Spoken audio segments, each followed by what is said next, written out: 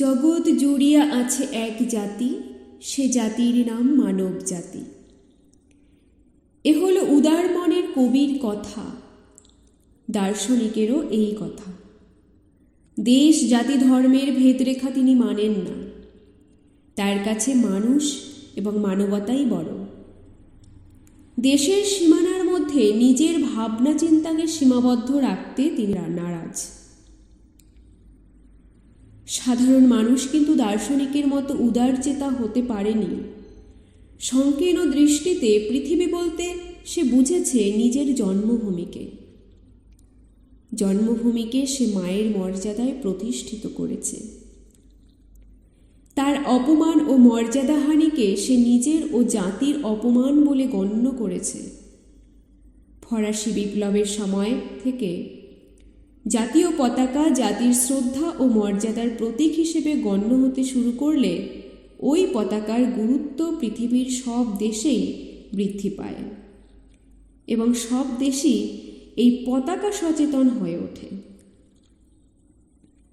সেই পরাধীনতার সময় থেকেই আমরা ভারতীয়রাও আমাদের জাতীয় পতাকা সম্বন্ধে সচেতন হয়ে উঠেছি।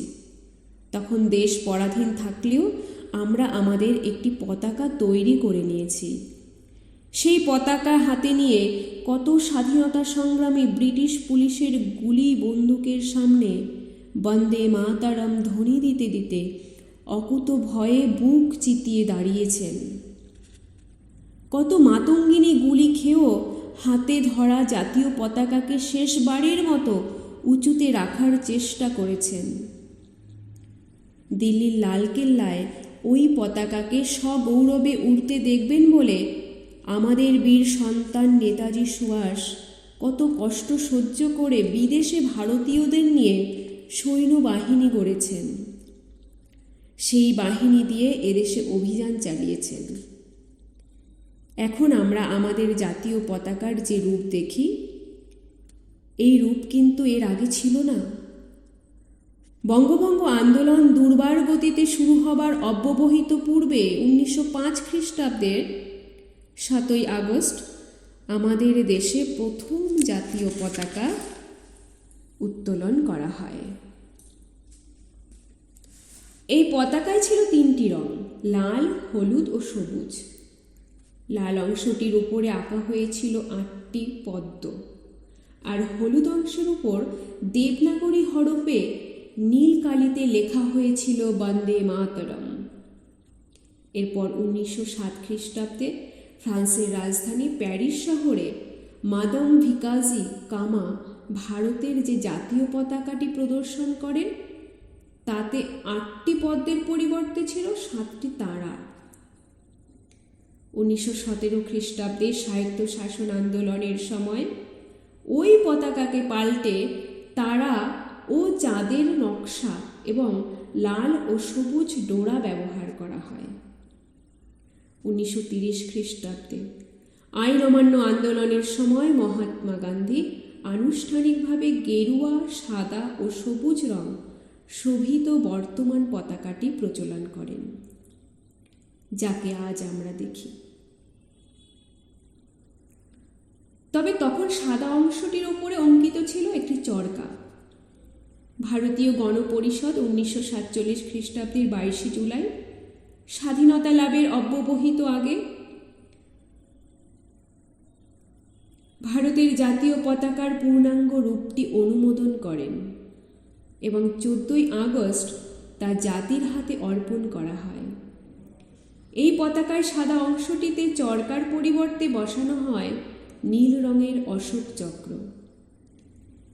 ভারতের জাতীয় পতাকা আকৃতিতে সমান্তরাল এবং ত্রিবর্ণ রঞ্জিত।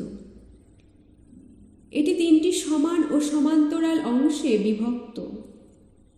পতাকাটি দৈর্ঘ্য ও প্রস্থের অনুপাত 3:2।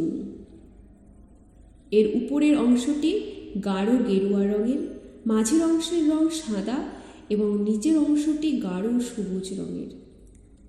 সাদা অংশটির ঠিক মাঝখানে গাঢ় নীল রঙের একটি অশোক চক্র রয়েছে। চক্রটিতে আছে 24টি দণ্ড। ভারতের সংবিধানে জাতীয় পতাকার রং 3টির কোনো তাৎপর্যের কথা বলা হয়নি।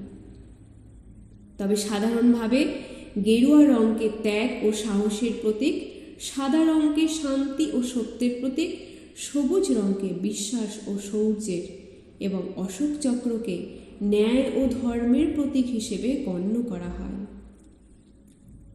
জাতীয় পতাকার গুরুত্ব অসাধারণ। এই পতাকার অমর্যাদার অর্থ দেশ ও জাতির অমর্যাদা। তাই এই পতাকাকে বিশেষভাবে ব্যবহার করতে হয়। সব পতাকার ঊর্ধ্বে এর স্থান। স্বাধীনতা দিবস ও প্রজাতন্ত্র দিবসে এই পতাকাকে সকলেই ব্যবহার করতে পারেন, তবে কোনো সাজসজ্জার উপকরণ বা বিজ্ঞাপন হিসেবে এই পতাকাকে ব্যবহার করা যাবে না। এই পতাকা উত্তোলনের সময় প্রত্যেককে উঠে দাঁড়িয়ে সম্মান জানাতে হবে। পরাধীন যুগে এই পতাকাকেই ঊর্ধ্বে তুলে ধরে আমাদের নির্ভীক স্বাধীনতা সংগ্রামীরা প্রাণ পর্যন্ত বিসর্জন দিতে কুণ্ঠিত হননি। আজ আমরা স্বাধীন দেশের নাগরিক। দেশের মর্যাদার প্রতীক জাতীয় পতাকার মর্যাদা রক্ষার দায়িত্ব আজ আমাদের। এই পতাকাকে ঊর্ধ্বে স্থাপন করে বিশ্ববাসীকে আমরা সগর্বে জানাব, এক সুমহান ঐতিহ্যমণ্ডিত স্বাধীন দেশের নাগরিক আমরা। বন্দে মাতরম। ধন্যবাদ।